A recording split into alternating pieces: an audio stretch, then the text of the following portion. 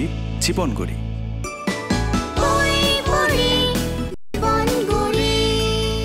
ছোট বন্ধুরা, তোমরা কেমন আছো? নিশ্চয়ই ভালো। আমি বিজয়ী বরকতুল্লাহ। আমি কিন্তু খুব ভালো আছি। আমি এসেছি তোমাদের সাথে গল্প করতে এবং মজার মজার গল্প শোনাতে। কি দেখতে পাচ্ছ? আমার পাশে আছে একটি বুকশেলফ। দেখো, এইখানে কত সুন্দর সুন্দর তোমাদের জন্য গল্পের বই আছে। আজ আমরা এখান থেকে একটি গল্প পড়ে তোমাদের শোনাবো। চলো, আমার হাতে কি গল্পের বই আছে সেটা সম্পর্কে জানি। আমার ছোটবেলা থেকে না অনেক অনেক বই পড়ার শখ।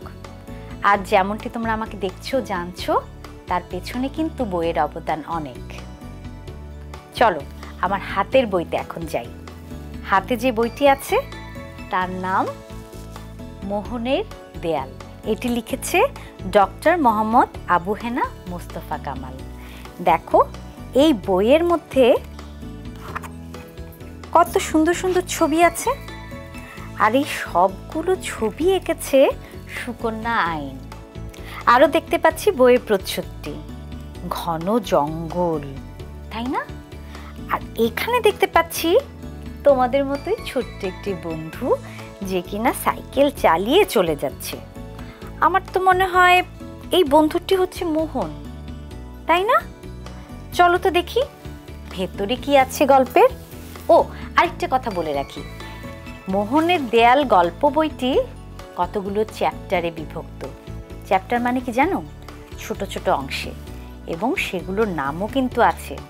তাহলে পড়া শুরু করি। এ পথের শেষে আছে মোহনদের গ্রাম। সাগরের ঢেউয়ের সঙ্গীত মুখর সড়ক ধরে যেতে হয় শহর থেকে দূরে মোহনদের গ্রামে। কক্সবাজার জেলা সদর থেকে সড়কটি চলে গেছে টেকনাফ পর্যন্ত। এই সড়ক ধরে এগোলেই কিছু দূরে হিমছড়ির ঝর্ণা। ঝর্ণাটি ছোট, তবে বর্ষা মৌসুমে এটি বেশ মনোরম রূপ ধারণ করে। হিমছড়ির পর রেজুখাল। রেজুখাল পার হয়ে রাস্তার ডান দিকে তাকালেই ঝাউবনের ফাঁক দিয়ে চোখে পড়ে একটি দোতলা স্কুল ঘর। এই স্কুল ঘরের পঞ্চম শ্রেণীর ছাত্র মোহন। এই বয়সেই যার নাম ছড়িয়ে পড়েছে চারিদিকে। চলো তাহলে আজ তোমাদের মোহনের গল্প বলি।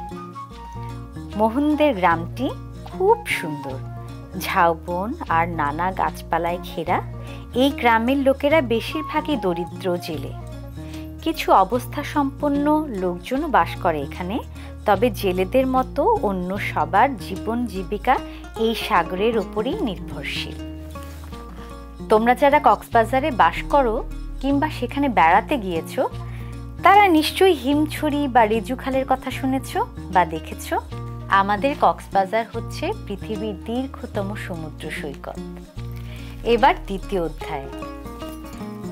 ঢেউ ভাঙার শব্দ আসে স্কুলের আঙিনায়। মোহনদের গ্রামের মানুষেরা দরিদ্র হলেও প্রায় সবাই সচেতন। সকল পরিবারের ছেলেমেয়েরাই স্কুলে পড়তে যায়। গ্রামের কিছু ধনী পরিবারের শিশু জেলা সদরের স্কুলে পড়াশোনা করে। মোহনের বাবাও চান মোহনকে শহরের কোনো ভালো স্কুলে পড়াতে, কিন্তু শহর একটুও ভালো লাগে না মোহনের। ওর শুধু ভালো লাগে গ্রাম। ভালো লাগে গ্রামের বন্ধুদের নিয়ে একসাথে খেলতে আর সবার সাথে মিলেমিশে থাকতে। স্কুলের সহপাঠী, সাগরের জেলে, গ্রামের দোকানদার কিংবা এলাকার কৃষক, সবার সাথেই মোহনের ভালো সম্পর্ক। সাগরের ঢেউ এসে আছড়ে পড়ে মোহনদের স্কুলের আঙিনায়। সেই ঢেউ ভাঙা শব্দ অনবরত মিশে যায় শিশুদের উচ্ছল খেলাধুলা আর বই পড়া কলরবের সাথে। দেখো তো ছোট্ট বন্ধুরা, এই যে মোহনদের স্কুল, কি সুন্দর করে আঁকা আছে না? আর ছোট ছোট বাচ্চারা কি সুন্দর করে খেলছে, আর সামনে দিয়ে বয়ে যাচ্ছে একেবারে সমুদ্র। তোমাদের স্কুলের ধারেও কি এরকম সমুদ্র আছে, নদী কিংবা খাল? চলো এবার তৃতীয় অধ্যায়। পাহাড়ের মতো বিশাল হৃদয় তার। বন্ধুরা বলো তো, কার কথা বলা হচ্ছে? কার বিশাল হৃদয়ের কথা বলা হচ্ছে? নিশ্চয়ই মোহনের, কারণ মোহনের হৃদয়টা বিশাল বড়, তার অনেক কিছু ভালো লাগে। চলো এখন মোহনের উদারতার কথা জানার চেষ্টা করি। স্কুলের আঙিনা থেকে সাগরের দিকে মুখ করে দাঁড়ালে ডান দিকে পাহাড়, পাহাড়ের গা বেয়ে কলকল ধ্বনি তুলে রাত দিন বয়ে চলে ঝর্ণা, ঢাল বেয়ে নেমে আসে নিচে, মিশে যায় সাগরের সাথে। স্কুলে ছুটির ঘন্টা পড়লে বন্ধুদের সাথে সারা পথ হইচই করতে করতে বাড়ি ফেরে মোহন। পথে কারো বিপদ বা যে কোনো প্রয়োজনে বাড়িয়ে দেয় সাহায্যের হাত। ওর বন্ধুরাও খুব ভালো, এ ধরনের সকল কাজে ওরা সব সময় মোহনের পাশে পাশেই থাকে। সাগর পাড়ে মানুষের জীবনে প্রায় সময় নেমে আসে নানান রকম বিপদ। সাইক্লোন, জলোচ্ছ্বাস ও ঘূর্ণিঝড়ের কারণে মাঝে মাঝেই তাদের আশ্রয় কেন্দ্রে গিয়ে উঠতে হয়। এ ধরনের ঘূর্ণিঝড় বা সাইক্লোন এলে মোহনের বাবা গ্রামের লোকদের সাহায্যে এগিয়ে আসেন। বাবার সাথে মোহনও এগিয়ে আসে মানুষের সাথে। দেখলে তো মোহনের হৃদয়টা কত বড়, কত মানুষের সাহায্য করে ও। দেখো বন্ধুরা, এখানে ছবিও আঁকা আছে। এই যে মোহন সাহায্য করছে গ্রামের বিপদে পড়া মানুষদের। চলো এরপরে চতুর্থ অধ্যায়ে যাই। মোহনকে নিয়ে বাবার চিন্তা। কেন এত চিন্তা বলো তো? চলো তো দেখি। মোহনের বাবা কর্মঠ ও হিসেবি মানুষ। দরিদ্র অবস্থা থেকে খুব পরিশ্রম করে তিনি কিছু সম্পদ অর্জন করেছেন। অনেকগুলো মাছ ধরা নৌকার মালিকও হয়েছেন। এ ধরনের সাগরে মাছ ধরা নৌকার মালিকদের স্থানীয় ভাষায় বহদ্দার বলা হয়। মোহনের বাবা একজন বড় বহদ্দার। তোমরা কি বুঝতে পেরেছো বহদ্দার মানে কি? এই যে দেখো, এই ধরনের নৌকার মালিকদের বহদ্দার বলা হয়। আর নৌকার নাম কি জানো? চলো তো দেখি। মনে হয় সাম্পান। বাবা ইচ্ছে মোহন যেন জাল, মাছ ধরার নৌকা, জেলেদের সাথে হিসাব নিকাশ এসব বিষয় ছোটবেলা থেকেই বুঝতে শেখে। সাগরের কোথায় কিভাবে দিনের পর দিন মাছ ধরতে হয়, গভীর সাগরের কোথায় কিভাবে মাছ বেচা কেনা হয়, জেলেদের সাথে কিভাবে তাদের দেনা পাওনা নিয়ে দর কষাকষি করতে হয়, মোহন যেন এসবই শিখে নিতে পারে। বাবা যেভাবে চিন্তা করেন, মোহনের সেদিকে কোনো খেয়ালই নেই। তবে মোহনের পরোপকারী মনোভাবের জন্য মনে মনে বেশ গর্ববোধ করেন বাবা। এ কারণে মোহনের সকল আবদার ও দাবি তিনি প্রায়শই মেনে নেন। আবার ছেলে যেন বিগড়ে না যায় কিংবা তার দাবি দেওয়া বেড়ে না যায়, সেজন্য ছেলের প্রতি তার দুর্বলতাটুকু তিনি মোটেও বুঝতে দিতে চান না। এবার পঞ্চম অধ্যায়। জেলেদের প্রতি বাবার দৃষ্টিভঙ্গি। মোহনের বাবাকে স্থানীয় লোকজন খুবই হিসেবি বলেই জানে। কখনো কারো কথায় নড়চড় হলে তিনি তা সহ্য করতে পারেন না। নিজে সততার সাথে জীবনযাপন করেন, এজন্য অন্য সবার কাছ থেকেও তিনি একই রকম আচরণ প্রত্যাশা করেন। তিনি জেলেদের খুব বিশ্বাস করেন। জেলেদের প্রতি তার যথেষ্ট দয়া মায়াও রয়েছে। তবে মাঝে মাঝে জেলেরা তাকে না জানিয়ে গভীর সাগরে মাছ বিক্রি করে দেয়। তারা মালিকদের পাওনা ঠিকমতো বুঝিয়ে দিতে পারে না। তাই মোহনের বাবা মনে করেন তার নৌকা নিয়ে যারা কাজ করবে তাদের অবশ্যই সৎ হতে হবে। কখনো কখনো জেলেদের আচরণে তার ধারণা জন্মেছে যে তাদেরকে যে বেতন দেওয়া হয়, যেভাবে নৌকা ও জালসহ বিপদে আপদে অন্যান্য সুবিধা দেওয়া হয়, তার তুলনায় তাদের কাছ থেকে তিনি পাওনাটা কখনোই বুঝে পান না। জেলেরা যাতে ভুল হিসেব নিকেশ দেখাতে না পারে এবং ঠিকমতো কাজ করে, এজন্য তিনি সব সময় সতর্ক দৃষ্টি রাখেন। এরপর পরের অধ্যায়। একদিন ভীষণ রেগে গেলেন বাবা। কেন রেগে গেলেন বন্ধুরা? চলো তো দেখি। সেদিন স্কুল থেকে ফিরছিল মোহন। হঠাৎ সাগর পাড়ে জেলেদের ভিড় দেখে থামল। দূর থেকে কিছুই বুঝতে পারল না সে, তাই ধীরে ধীরে এগিয়ে গেল ভিড়ের দিকে। বাবা কথা বলছিলেন জেলেদের সাথে। খুব রেগে রেগে কথা বলছিলেন তিনি। জেলেদের সাথে বাবাকে এইভাবে কথা বলতে দেখে অবাক হলো মোহন। কারোর সাথে এভাবে কেউ কথা বলে? মোহন একবার ভাবলো, যাই কাছে গিয়ে বাবাকে একটু শান্ত হতে বলি। কিন্তু পরক্ষণেই বাবার অমন রাগ দেখে মোহনের সাহস হলো না। ওদিকে মোহনের বাবার সামনে জেলেরা সবাই চুপ। জেলেদের মধ্যে কেউ কেউ তাকে বোঝানোর চেষ্টা করলেও তার রাগের সামনে কেউ আর মুখ খুলতে সাহস পেল না। মুখ নিচু করে তাকিয়ে রইল মাটির দিকে। কিন্তু বাবা এত রেগে গেল কেন বলো তো? চলো পরের অংশে যাই। পরের অধ্যায়ের নাম থমকে গেল সব। একটু পর জেলেদের সবাই চলে গেলেন। মোহনের বাবা তখনও দাঁড়িয়েছিলেন নীরবে। মোহনের সামনে তিনি কখনো চিৎকার করে কথা বলেন না, তাই নিজেও এমন বাঁধ ভাঙা রাগের সময় ছেলেকে দেখে তিনি বেশ অপ্রস্তুত হয়ে পড়েছিলেন। কিছুক্ষণ নীরবে দাঁড়িয়ে থাকার পর এক সময় তিনিও চলে গেলেন সৈকত থেকে। মোহন তখনও দাঁড়িয়ে রইল সৈকতে। এভাবে কতক্ষণ দাঁড়িয়েছিল মনে নেই তার। জোয়ারের পানি ধীরে ধীরে উপরে উঠতে লাগলো। একসময় ঢেউ এসে পা ভিজিয়ে দিতেই পাহাড়ের দিকে ঘুরে তাকালো মোহন। ওদিকে সারি সারি ঝাউ গাছ, পিচ ঢালা পথ আর সবুজ শ্যামল মায়া ভরা গ্রাম। দেখো বন্ধুরা, ঠিক এভাবে দাঁড়িয়েছিল মোহন। ঠিক কতক্ষণ দাঁড়িয়েছিল তার কিন্তু মনে নেই। পা ভিজিয়ে না দিলে সে টেরি পেত না কতক্ষণ দাঁড়িয়েছিল। চলো পরের অংশে যাই। হাজার বছরের পুরনো পাহাড়। ঝাউ গাছের ওপর দিয়ে আকাশের দিকে মুখ করে দাঁড়িয়ে আছে পাহাড়। পাহাড়ের এই ঢালটিকে খুব ভালো লাগে মোহনের। সৈকতে নামলেই মোহন অনেকক্ষণ ধরে তাকিয়ে থাকে পাহাড়ের ঢালের দিকে। ওর কাছে মনে হয় যেন হাজার বছর ধরে বিশালকায় এক উদার শান্ত সৌম্য কিশোর বুক উঁচিয়ে ঠায় দাঁড়িয়ে আছে। পাহাড়ের এই ঢাল বা দেয়ালে মানুষের কপালের চিন্তার ভাঁজ পড়া রেখার মতো ভাবনার কোনো চিহ্ন নেই। নেই স্বার্থপরতার চিহ্ন, বৈষয়িক ভাবনার ছিটে ফোঁটাও নেই। নেই কঠিন নিয়মের বেড়াজাল, লেনদেন কিংবা দেনা পাওনার কোনো হিসেব। পাহাড়ের এই দেয়াল জেলেদের রোদ, ঘাম, বৃষ্টি, ঝড় আর উত্তাল ঢেউয়ের তাণ্ডবে নেয়ে ওঠা শান্ত পরিশ্রান্ত জীবনের সাক্ষী। যেন হাজার বছর ধরে শুধুই চেয়ে চেয়ে দেখছে জেলেদের উপর ঘটে যাওয়া বঞ্চনা আর শোষণ।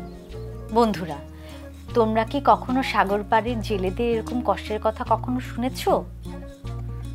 শুধু তাদের নয়, বাংলাদেশে এরকম অনেক মানুষ আছে, যেমন কামার, কুমার, তাঁতি, জেলে। তারা সব সময় শোষণের শিকার হয়ে এসেছে। তোমরা কি তাদের জন্য কিছু করতে চাও? চলো তো দেখি মোহন কি করছে তাদের জন্যে। এবার পরের অধ্যায়, ইচ্ছে পূরণ। পরের দিন সুপারি বাগানের ধারে বাবা বসে কি যেন ভাবছিলেন। এমন সময় মোহন এলো। বহদ্দার সাহেব বললেন, কি বাবা, কিছু বলবে? মোহন বলল, জি বাবা, তোমার নৌকাগুলি আমাকে কয়েকদিনের জন্য দিতে পারবে কি? মনে মনে থমকে গেলেন বাবা।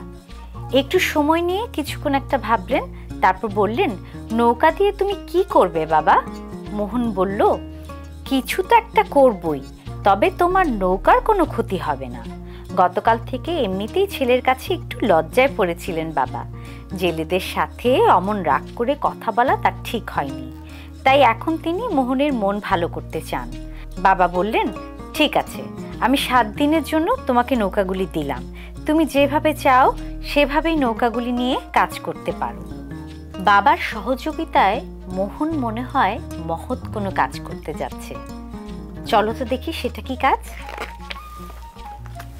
পরের অধ্যায়, জেলেদের নতুন সকাল। সকাল হতে না হতেই মোহন এলো সমুদ্র সৈকতে।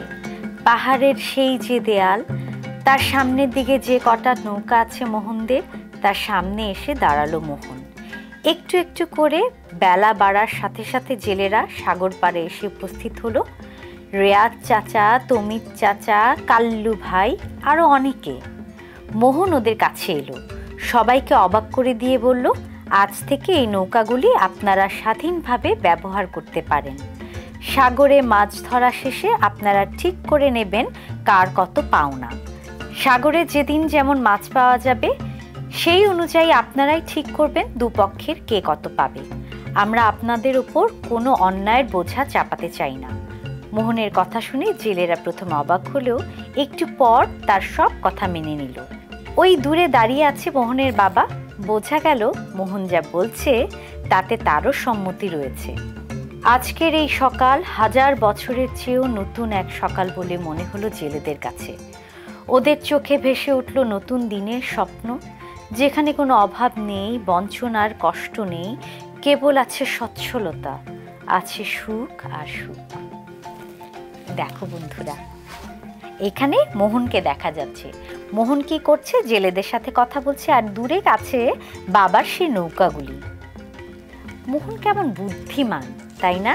কেমন করে বুদ্ধি করে বাবার সেই নৌকাগুলি জেলেদের দিয়ে দিল, আর জেলেরা সেটা নিয়ে কেমন করে সচ্ছল হয়ে উঠল সে কাহিনী পাবো এর পরের অধ্যায়ে। চলো শুনি। মোহনের উদারতা সেই থেকে শুরু। এই পাহাড়ের দেয়াল বরাবর যেসব নৌকা বাঁধা থাকে, জেলেরা সেগুলো নিয়ে ইচ্ছে মতো সাগরে মাছ ধরতে যায়। চাহিদা অনুযায়ী নিজেদের ভাগ রেখে তারপর মোহনদের পাওনা মেটায়। এতে তারা পরিবার নিয়ে বেশ সচ্ছলভাবে চলতে পারে।